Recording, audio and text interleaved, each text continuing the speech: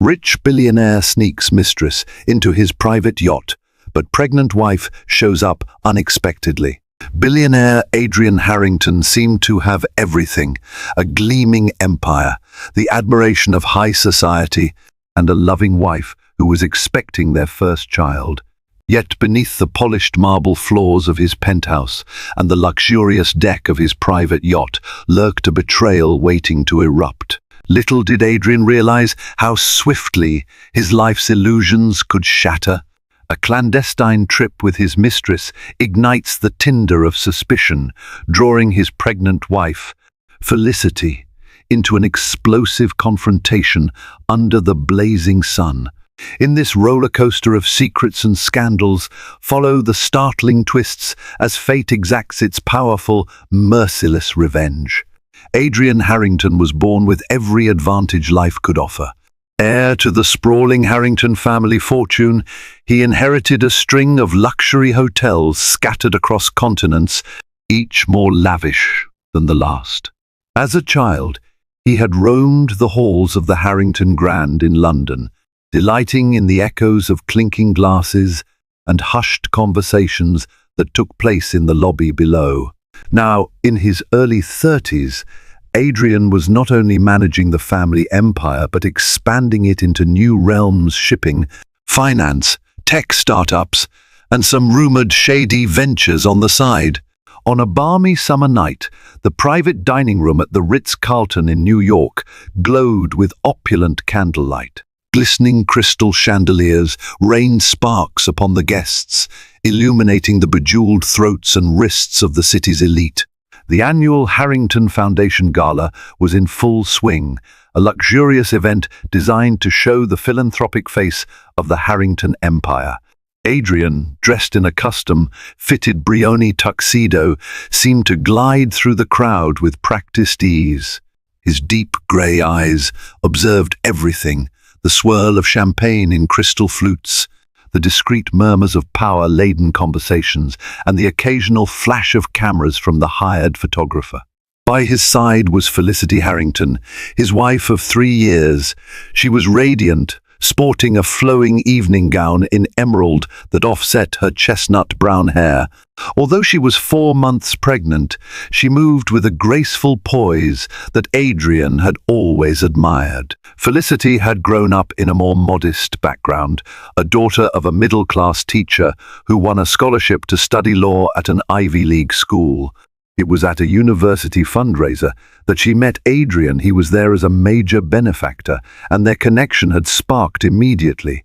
Tonight, Felicity's hand frequently drifted over her small but noticeable baby bump. Friends who came by congratulated her, some teased about her glow, while others made hushed remarks about how Adrian must be thrilled. Adrian would smile in response, politely accepting the well wishes. In truth, fatherhood had once seemed like a distant concept to him, an obligation eventually necessary to continue the Harrington line. Yet seeing Felicity's growing belly tugged at corners of his heart he hadn't realized existed. Deep down, there was a stirring sense of responsibility, even if he sometimes felt overshadowed by the unstoppable momentum of his own ambition. The Harrington Foundation Gala drummed up millions in charitable donations for children's education, just the sort of philanthropic cause that polishes a family name for generations. But beyond the philanthropic sheen, Adrian was restless that evening. He kept checking his phone discreetly, responding to private messages with quick swipes of his thumb. Each alert on his screen, his phone on silent but lighting up sporadically, made him tense. To anyone else, he appeared the consummate host, but inside he was teetering on a precipice of impatience, eager for the night to end. The reason for his distracted state was Cassandra Devereaux, an enchanting socialite he had met in Monte Carlo a few months prior. Cassandra was tall, elegant, and possessed a disarming laugh that belied her sharp intuition. She was a fixture at glamorous events along the French Riviera, known for her flair in forging lucrative connections, and rumored for how quickly she could devour a man's wallet and secrets. Adrian found her confident, worldly, and exciting like the decadent swirl of espresso laced with brandy at the end of a lavish meal. His marriage to Felicity had always been steady, anchored in mutual respect and genuine affection. But somewhere along the line, the quiet stability at home had come to feel too predictable for Adrian's taste. In Cassandra, he discovered the danger and unpredictability he secretly craved. Although guilt danced on the edges of his conscience whenever he glanced at his pregnant wife, Adrian couldn't quell the surge of desire that thoughts of Cassandra triggered. Their affair was still fresh, barely out of the clandestine honeymoon phase, and the stolen moments felt electrifying. She had messaged him that very afternoon, hinting about her boredom and her eagerness for excitement.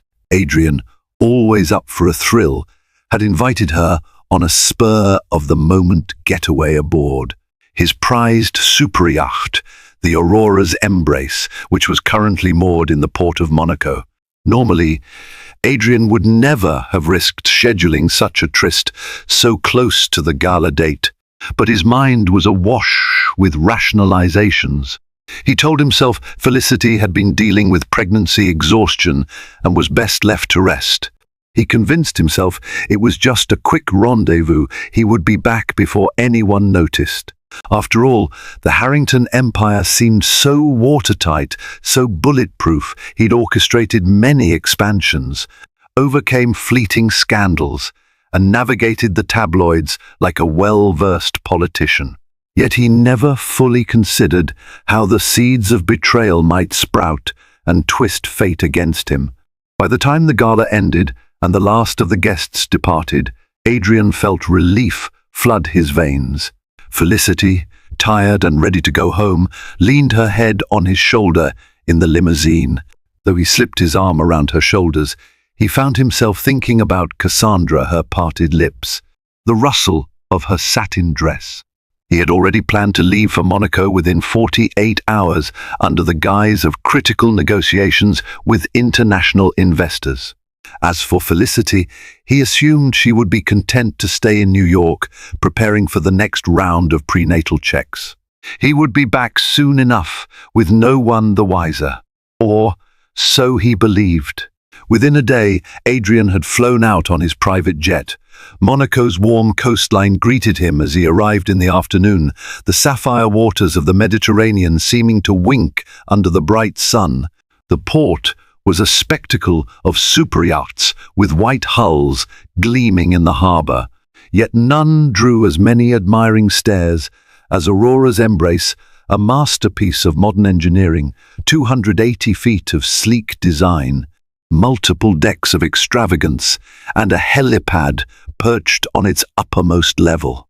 Built by the renowned German shipyard Lürssen, the yacht even boasted an underwater lounge and a glass-bottom swimming pool. Guests stepping aboard often felt like they'd entered a floating 5-star resort. Cassandra arrived later that evening, stepping down the wooden dock toward the yacht's gangway with an effortless poise that reminded Adrian of a catwalk model. Her chestnut hair was braided and twined around her shoulders, her figure hugged by a designer sundress. She greeted Adrian with a smouldering look, leaning in close enough for him to catch a hint of her perfume, a blend of jasmine and subtle spice. The staff on the yacht, meticulously trained and accustomed to their employer's frequent guests, showed no outward reaction beyond polite bows and greetings. Within an hour, they set sail. Champagne corks popped in the lounge. Cassandra kicked off her heels and draped herself across a plush deck chair, letting the ocean breeze tease her hair. Adrian settled beside her, loosening the cuffs of his tailored linen shirt. The tension in him from the last few days between the gala, the swirl of responsibilities, and the guilt that sometimes crept in unannounced, began to thaw under Cassandra's magnetic presence. They whispered about the future, lavish parties in hidden coves, expansions into new markets, hush-hush deals in advanced technologies. Adrian was so enthralled by the illusions of grandeur and passion that he barely noticed the fleeting pang of regret at betraying Felicity. While day melted into dusk, the horizon set ablaze with orange and purple hues. Cassandra danced barefoot on the upper deck to lounge music, swirling her hips in a playful, hypnotic rhythm that drew Adrian in like a riptide. As they sipped wine from crystal goblets, neither gave thought to the storm forming over the horizon, both literally, in the looming dark clouds, and figuratively, in the consequences of their actions. In New York, Felicity Harrington was trying to keep her days filled with positivity. She indulged in prenatal yoga, consulted with her doctor about nutrition and baby milestones, and spent evenings reading up on motherhood tips. Yet something gnawed at her, a persistent worry that she couldn't quite place. Adrian had always been busy, but over the last few months, she noticed subtle changes in his demeanor, the way he guarded his phone more, the extra caution in his expressions if she passed behind him when he was texting. Felicity never wanted to be an overbearing spouse. Trust had always been the foundation of their relationship. But trust can erode when confronted with mounting red flags. One afternoon, as she looked through their shared calendar, she noted an irregularity. Adrian had mentioned a critical meeting with investors in Monaco that would keep him away for a week, possibly 10 days. But when Felicity cross-checked with his executive assistant, purely to relay a schedule of medical appointments, she learned that none of the major Harrington deals required Adrian's on-site presence. In fact, the assistant revealed that all negotiations in Europe had been postponed to the following month. Confusion stamped itself on Felicity's features, quickly transforming into dread. Her concern deepened when she phoned Adrian one evening, at the time he usually returned from dinners with business partners. Instead of hearing the vibrant city noise of Monaco in the background, she picked up on the hum of an engine and what sounded suspiciously like waves lapping. He spoke hurriedly, offering a vague explanation that he was in transit. As soon as she pressed him for details, Adrian swiftly changed the topic, then insisted he had to rush off a call. The next day, a picture turned up on a social media account belonging to one of Monaco's local paparazzi. It showed a woman tall, elegant, hair braided around her shoulders, boarding a yacht that looked eerily like the Aurora's Embrace. The yacht's name wasn't visible in the shot, but the design was unmistakable to anyone intimately familiar with it. Though the photographer had labeled the picture Mystery Beauty Sales in Style, Felicity recognized Cassandra Devereaux at once. The lady had been introduced to them months before in Monte Carlo during a business dinner, though Felicity had barely exchanged a word with her. Back then, she simply found Cassandra's presence to be overbearing. Now, seeing that photo made her stomach churn. Pushing aside her initial wave of nausea that came from a mix of morning sickness and heartbreak, Felicity forced herself to remain composed. She needed more information, more certainty before jumping to conclusions. She called a trusted friend, a woman named Isabella, who managed a small PR firm in Monaco, and asked if she knew anything about the yacht or the rumored occupant. Isabella confirmed, with reluctance, that she had heard whispers Adrian was in town indeed, aboard the Aurora's Embrace. Hushed rumors had circulated about a glamorous socialite seen in close company with him. The final blow was Isabella's gentle warning, "I'm sorry, Felicity. I hate to be the bearer of such news, but you must do something about this. Secrets like these don't stay buried." The blood pounded in Felicity's ears, but she maintained an outward calm. She'd faced adversity before she had worked her way through law school, navigated tough competitions, and refused to bend under pressure. Though the prospect of heartbreak terrified her, she was determined to find out the truth directly from Adrian. No matter what she discovered, she felt she owed it to herself and the unborn child to confront the situation with courage. After a sleepless night, she took a decisive step. Without telling Adrian, Felicity booked a flight to Nice, intending to drive down to Monaco and then board a tender to the Aurora's embrace. It might be an impulsive decision, perhaps even dangerous if the rumors proved true. But she would rather face the storm head-on than suffer in the shadows of suspicion. 2 days later, Felicity arrived on the French Riviera, her heart pounding from a mixture of jet lag and nervous anticipation. She hired a private water taxi at the Port Hercule in Monaco. The harbour was bustling with staff, hustling to refuel yachts, tourists snapping pictures, and the occasional swirl of paparazzi hoping to catch a glimpse of celebrities. Felicity kept a low profile, wearing oversized sunglasses and a simple navy blue maxi dress that concealed her pregnancy bump fairly well. As the water taxi wove through the port, Felicity caught sight of the Aurora's embrace anchored a short distance away, its sleek lines glinting in the sunlight. She had only been on the yacht a handful of times before. Each visit was a memory of romantic dinners under the stars or lazy afternoons in the jacuzzi where she and Adrian had dreamt of their future family. Now, seeing the ship floating so serenely while her emotions raged made her breath catch in her throat. Meanwhile, aboard Aurora's embrace, Cassandra lounged in a bikini on the upper deck, enjoying a cocktail while Adrian, wearing casual linen trousers and a crisp white shirt, closed a phone call with the same forced courtesy he'd used on Felicity. The tension in him was palpable. He had begun to feel uneasy, more so since the paparazzi's lens had snapped him and Cassandra a few days before. If Felicity caught wind of this, there would be repercussions. Still, Adrian had convinced himself that the risk was manageable. He had an array of PR strategies to spin narratives, a small legal team that specialized in hush-hush payoffs, and his formidable fortune to maintain illusions.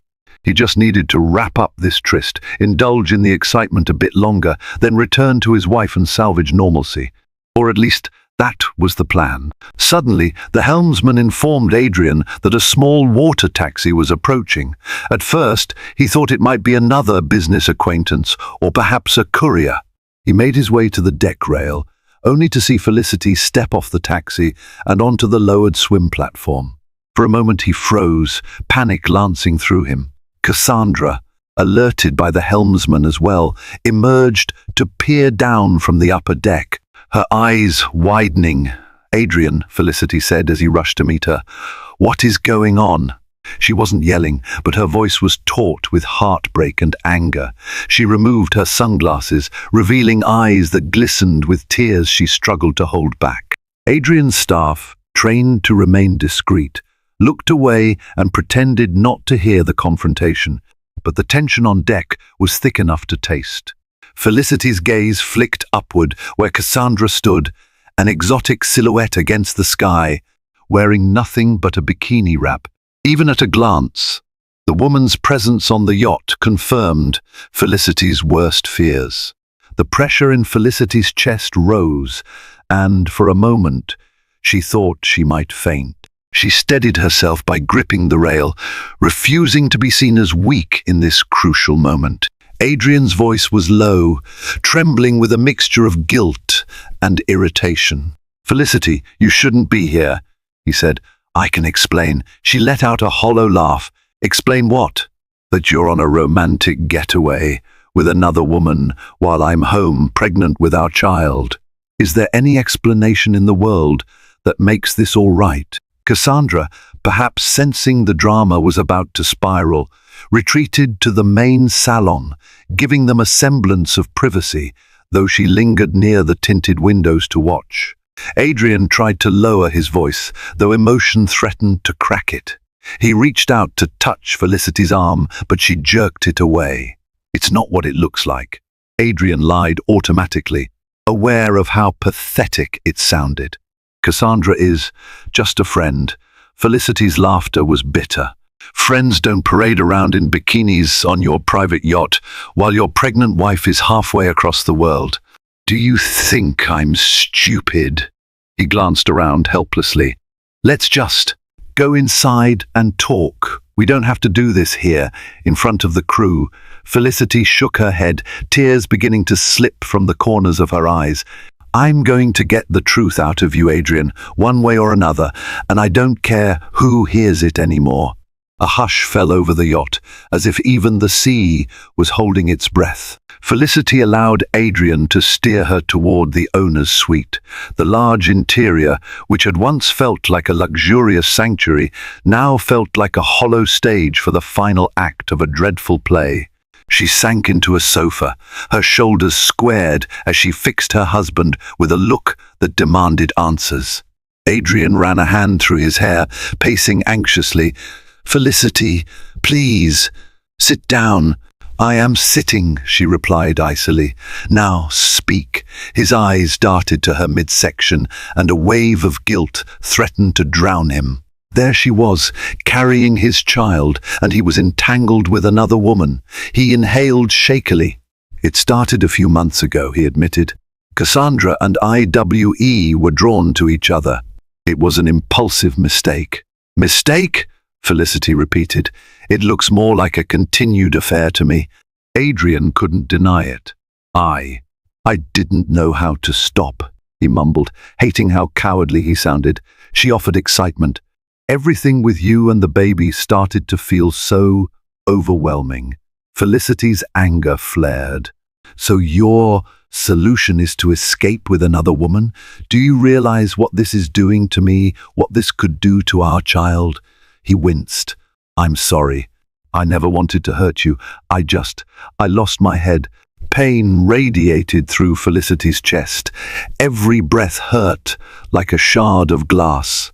And what about our child? Do they deserve a father who can't stay faithful for even a few months? He dropped onto a chair, burying his face in his hands. He wanted to protest that he was a good man, that he cared for his unborn child. But was he truly good if he had so little self-control? While the couple argued, the yacht's radar began picking up signs of an incoming storm front. Dark clouds gathered, the wind picking up speed. The captain alerted Adrian that the weather was turning foul and that they should probably head back to port for safety. Adrian, still too wrapped up in the confrontation, told the captain to hold position for a while longer, intending to resolve the crisis with Felicity first. Suddenly, Cassandra appeared in the doorway, draped in a silk robe. Her posture was tense, indicating she wasn't sure if she should stay hidden or insert herself. Felicity's gaze snapped to her with a fury that made Cassandra's confidence waver. For a moment, Cassandra stood frozen. She had faced society's scorn before, but never quite like this. Adrian whipped around, annoyance crossing his features. "This is between my wife and me," he said curtly. "Give us some space." Cassandra's lips tightened. "I just wanted to see if everything was all right." "It's not," Felicity cut in, her voice cold. "But you know that." Cassandra's cheeks reddened, but her eyes held a defiance, as if to say, "We're not done here either." Without a word, she left the suite, footsteps echoing through the corridors. With tension nearly tangible in the air, Felicity turned her attention back to Adrian. "End it," she demanded. "Right now, in front of me." He exhaled shakily. "Felicity, please, end it," she repeated, fury making her voice tremble. "Or I end us. Our marriage. Everything." Adrian stood, heart pounding. Part of him wanted to salvage his marriage, to do the right thing, but the lure of Cassandra was still strong, a symbol of escape, excitement, and rebellion. But what kind of father could he be if he couldn't put his family first? After a taut silence, he nodded. "I'll talk to her." "No," Felicity hissed. "I will be there. I want to see you make this choice with my own eyes." Adrian led the way down to the main salon, where Cassandra stood near a marble-topped bar, sipping a drink and looking at the storm clouds gathering outside the floor-to-ceiling windows. The lights inside glowed, reflecting on the glass, creating ghostly images of the trio converging for a showdown. Her face was guarded, but she forced a breezy tone. "Felicity, I'm sorry you had to find out like this, but sometimes relationships run their course and don't you dare talk about our marriage as if it's some casual fling," Felicity snapped. "You have no idea what we've been through." Cassandra rolled her eyes. "I'm well aware of what I want, and it's Adrian. You two haven't been happy for a while, and he deserves more than a life of stale domesticity." At that, Felicity nearly lunged forward, but Adrian stepped between them. "Cassandra," he began, voice shaking. "We're done. This was a mistake." She looked at him with a mixture of shock and anger. "Wait, you're making a choice just because she showed up. How weak are you?" Adrian swallowed. "She's my wife. We're having a baby." "I can't, coward," Cassandra spat, slamming her drink onto the bar. "You lured me out here with promises. You said she didn't understand you, that you felt suffocated. Now you just snap your fingers and expect me to vanish?" Felicity observed the exchange with a cold sense of vindication. She wanted to see him break it off unequivocally, to know this affair wouldn't continue once she was gone. Adrian's face was contorted with stress. "It's over," he said. "This can't continue. I'll ensure you're taken care of financially, but I'm going back to my wife." Cassandra let out a bitter laugh. "Of course you'd try to buy me off. Typical. I guess that's the Harrington way. But don't think I'm leaving empty-handed. I have enough texts, photos and recordings to make a scandal you'll never recover from." He paled. "You wouldn't," she shrugged. "Try me. I know your secrets, and I also know how to leak them." Before the confrontation could escalate further, the captain's voice boomed over the yacht's intercom.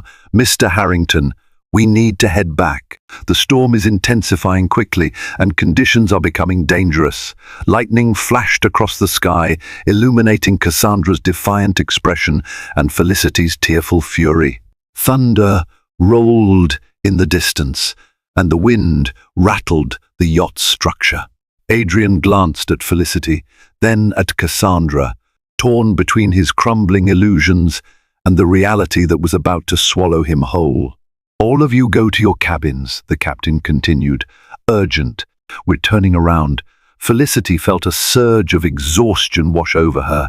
She was pregnant, emotionally battered, and reeling from the betrayal. The sudden threat of a violent storm on the open sea only amplified her sense that the world was spinning out of control. Adrian reached for her elbow. "Let me take you to a safe part of the ship." She yanked her arm away. "Don't touch me," she spat, her eyes brimming with tears. But as the yacht lurched under a strong wave, she stumbled.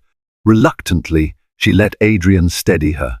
Together, they made their way through the corridor, while Cassandra stormed off in the opposite direction, presumably to gather her things. Rain hammered the decks, and thunder rattled the windows. The Aurora's embrace rocked violently as the captain steered toward the harbor. Lightning illuminated the sky like the final flickers of a grand stage show, highlighting the drama of three souls in turmoil. Felicity was guided into one of the guest suites. Adrian hovered by the door, uncertain whether to speak or leave. She sank onto the bed, clutching her abdomen protectively, her breath coming in ragged bursts. He knelt beside her, conflicting emotions etched into his features. "Felicity, please," he murmured, voice thick. "I'm sorry. Let me help." Her tears were silent. "You've done enough," she whispered, refusing to meet his gaze. "I can't even look at you right now. The best help you can offer is to give me space."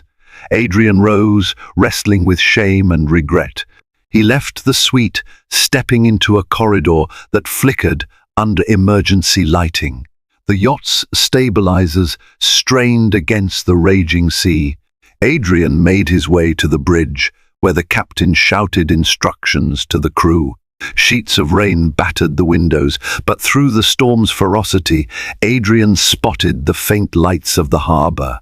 Relief mingled with dread. He couldn't hide from the consequences once they docked. Meanwhile, Cassandra clung to a railing near the main salon, her robe flapping in the storm's tempest. She was furious and unsteady. It wasn't supposed to end like this. She'd envisioned herself becoming the new Mrs. Harrington, or at least stepping into a lavish arrangement that would secure her future. Now, the storm churned around her, mirroring her own rage at being cast aside so dismissively. She considered confronting Adrian again, but a violent sway of the yacht sent her stumbling across the wet deck. Reality forced her to realize that no matter how angry she was, survival came first in that moment. At last, the Aurora's Embrace entered the harbor. Mooring lines were tossed, staff shouting commands to secure the massive vessel. The ramp was lowered. Felicity, pale-faced and trembling, was helped off the yacht by a crew member. She refused Adrian's hand, ignoring his pleas.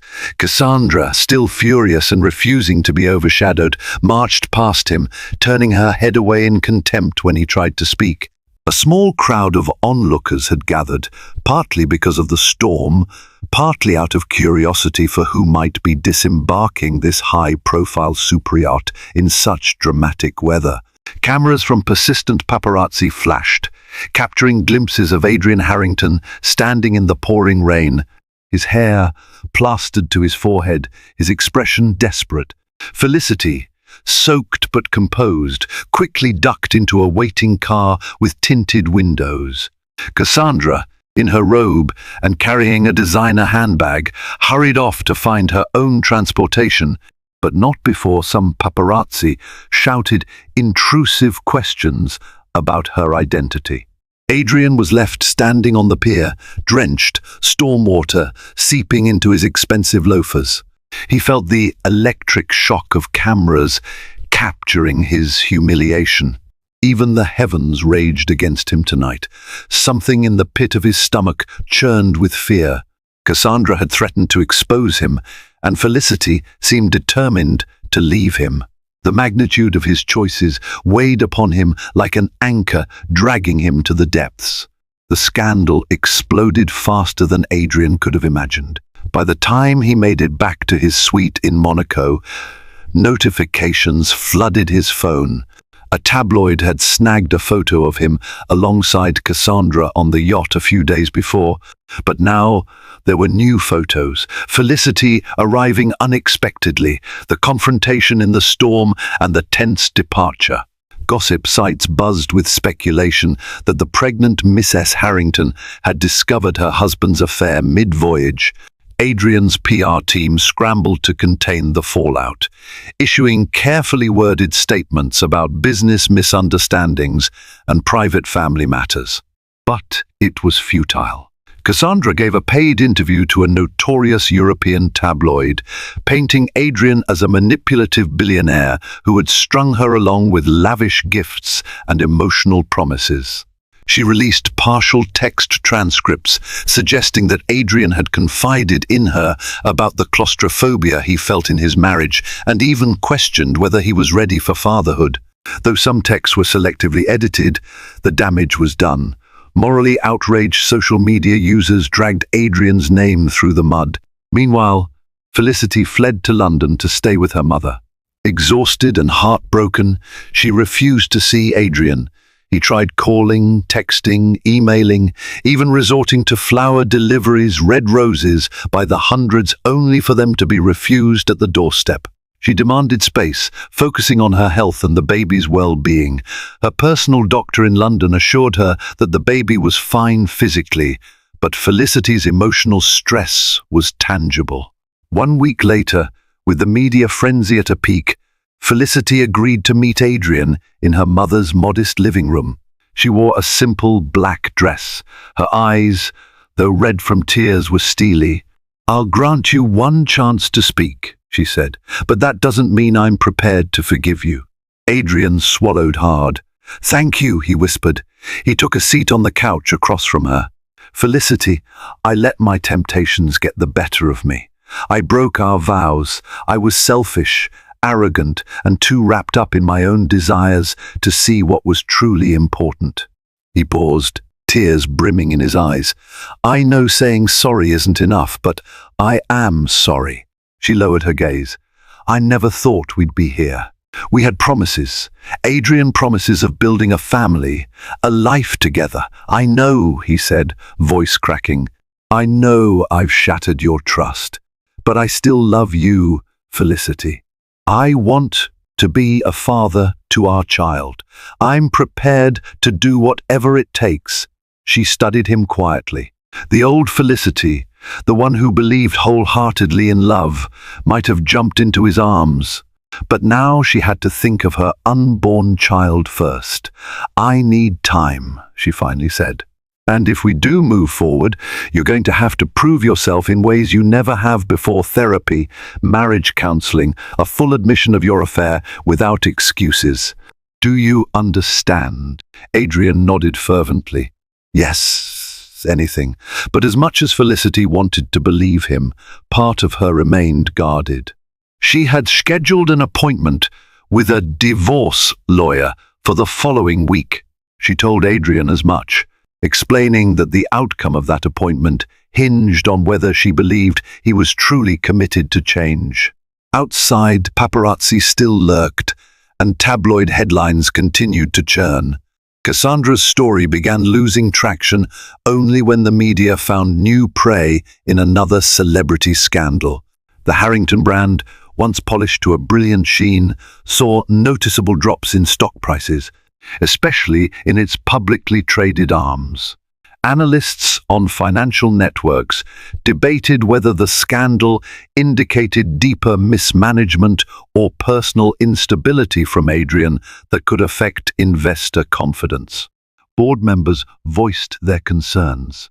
For the first time since Adrian took the reins, there were quiet murmurs about installing a new CEO, perhaps a caretaker from within the Harrington circle, or even an external executive who could restore trust.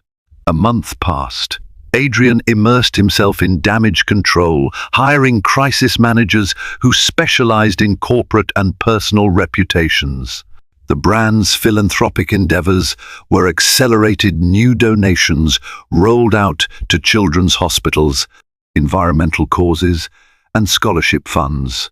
Some in the public viewed these gestures with skepticism, labeling them nothing more than attempts to buy back a tarnished image. Others were more forgiving, believing in the philanthropic legacy of the Harrington name. Over time, some of the scandal's heat dissipated. The tabloids moved on to fresher gossip.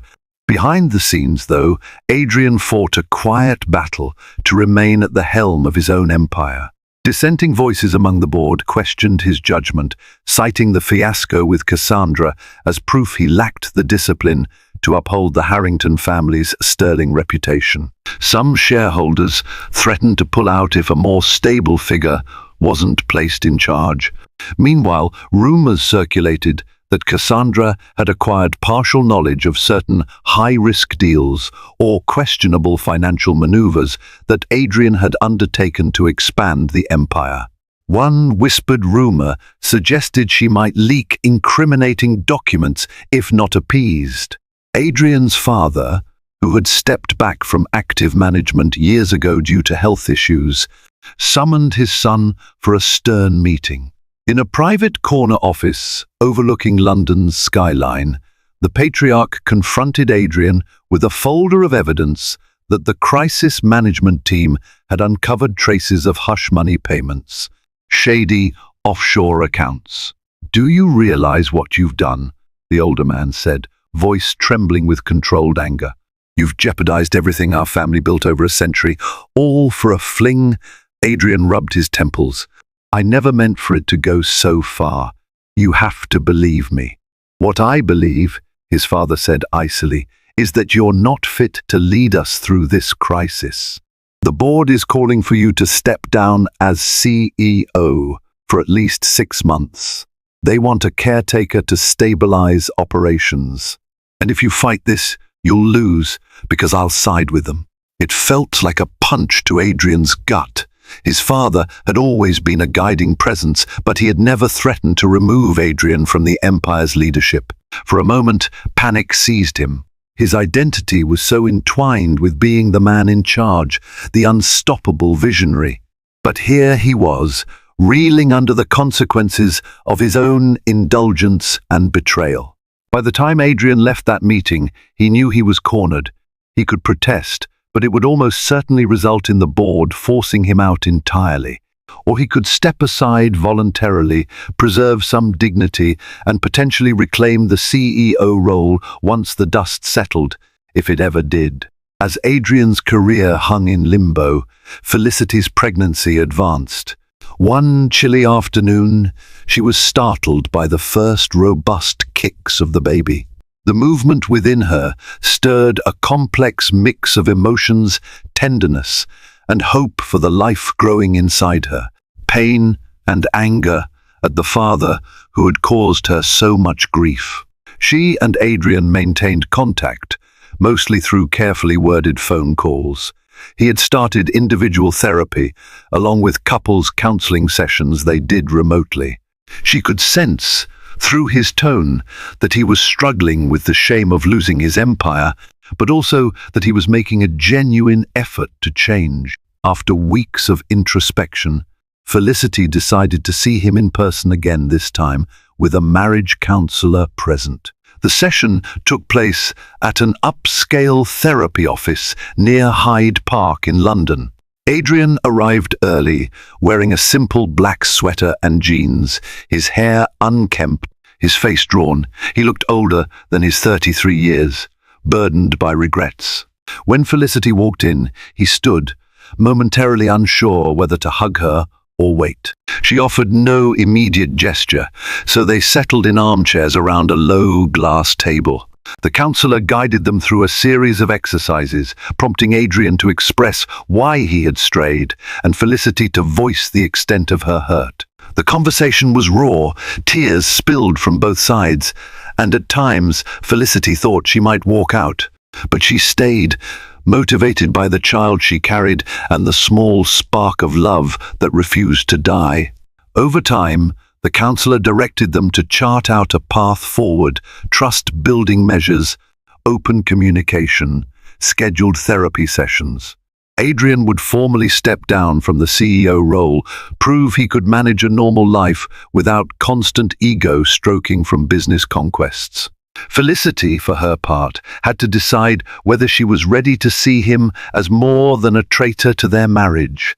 In the end, they agreed to try. It wouldn't be easy, and Felicity reserved the right to pursue a divorce if Adrian faltered. But at least a door, once slammed shut, was now cracked open. Months slipped by, winter giving way to spring. Adrian fulfilled his pledge. He stepped down as CEO, handing the reins temporarily to a seasoned executive named Owen Blackwood, a long-time confidant of the Harrington family. While Adrian's professional life was in flux, he channeled his energy into personal growth. He met regularly with a therapist, confronted latent insecurities, and began volunteering at various charity functions in a more hands-on capacity, something he had never done before, preferring in the past to simply cut large checks. Cassandra, meanwhile, found her 15 minutes of infamy slipping away. Her sensational story grew stale, eclipsed by the next wave of celebrity and political scandals. The hush money or settlement she had hoped to secure from Adrian never materialized. His lawyers countered her blackmail attempts with defamation countersuits, draining her resources. In a fit of desperation, she sold a final interview for a paltry sum, spinning a new angle about unkept promises and heartbreak. But by then, the public had largely moved on. She eventually retreated into obscurity, presumably to latch onto another powerful man's orbit. Felicity focused on her pregnancy, leaning on her mother and a network of close friends. Gradually, she permitted Adrian a greater presence in her life, attending doctor's appointments, preparing a nursery. They weren't living together yet. Felicity insisted she needed space for her own emotional well-being. Adrian respected that boundary, grateful for any opportunity to be part of the process. As her due date approached, Felicity encountered a medical complication. Her blood pressure was elevated, and the doctors warned her about preeclampsia. The concern escalated as she neared the final weeks. One late night, her condition flared dangerously, and she was rushed to the hospital. Adrian, alerted by Felicity's mother, rushed across the city, heart pounding. Finding Felicity in a hospital bed, hooked to monitors, with doctors bustling about, made him fear he might lose everything that truly mattered. The doctors decided on an emergency delivery, performing a C-section to protect both mother and child. Adrian, though terrified, was by her side through it all, holding her hand, whispering reassurances. The baby, a boy, was born prematurely but healthy enough to let out a feeble cry that brought tears to their eyes. Felicity, exhausted and under the influence of anesthesia, managed a wan smile as Adrian kissed her forehead. In that moment, the enormity of fatherhood crashed over Adrian like a tidal wave. All the scandal, the business fiascos, the ephemeral temptations, none of it seemed significant next to the tiny life that now clung to him for safety. A wave of love, responsibility, and gratitude flooded him.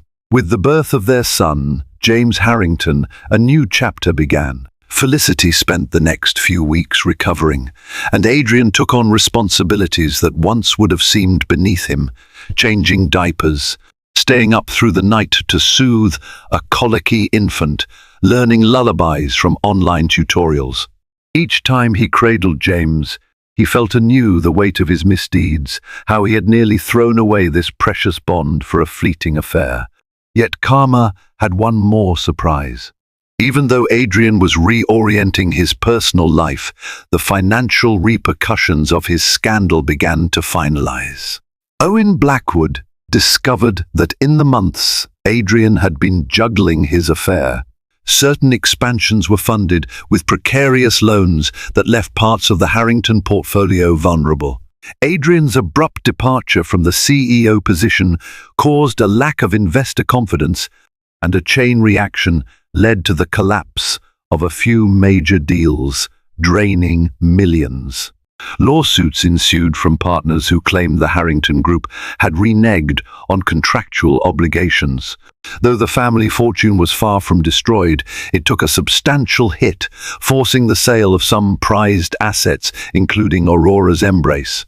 The yacht that had been the stage for Adrian's betrayal went up for auction, purchased at a fraction of its original worth by an anonymous buyer.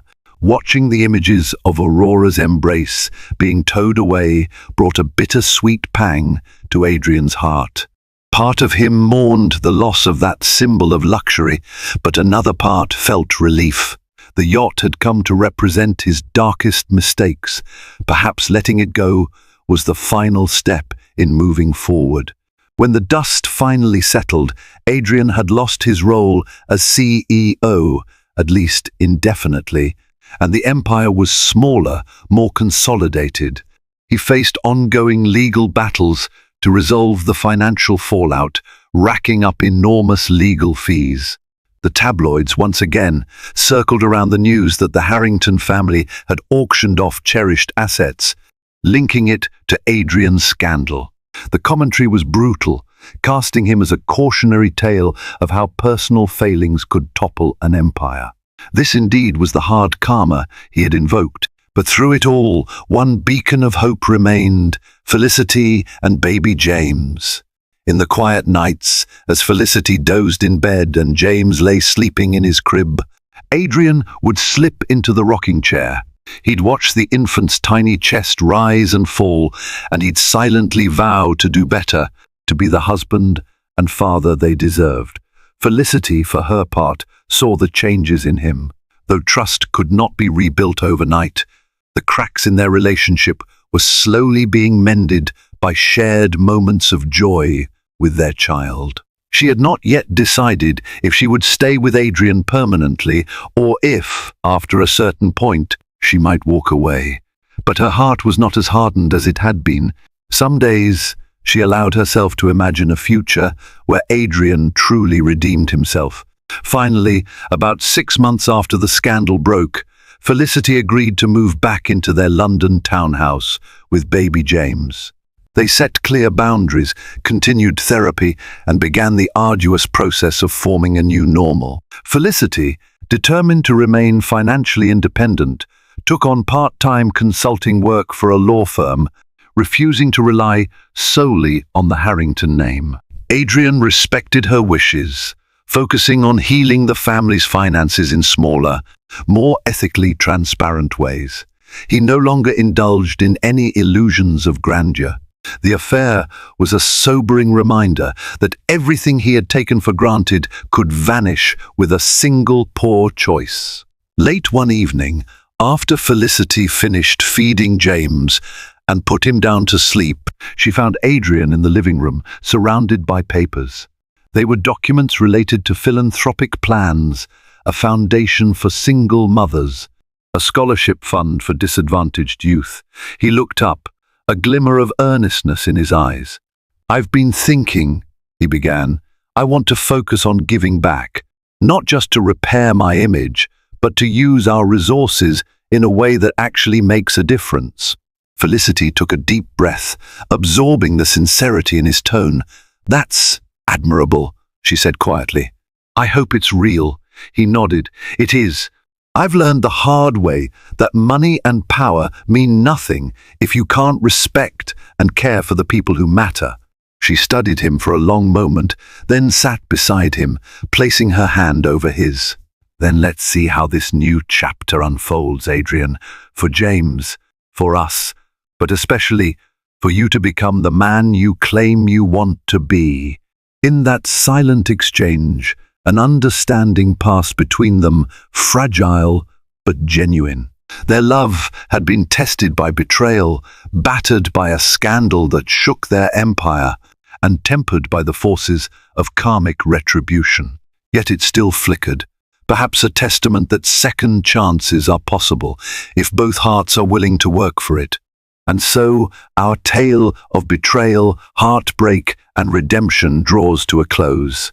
Adrian Harrington discovered that wealth cannot shield one from the unforgiving consequences of deceit. A secret affair on the shimmering decks of his private yacht nearly cost him everything: his wife, his unborn child, his empire, and his dignity.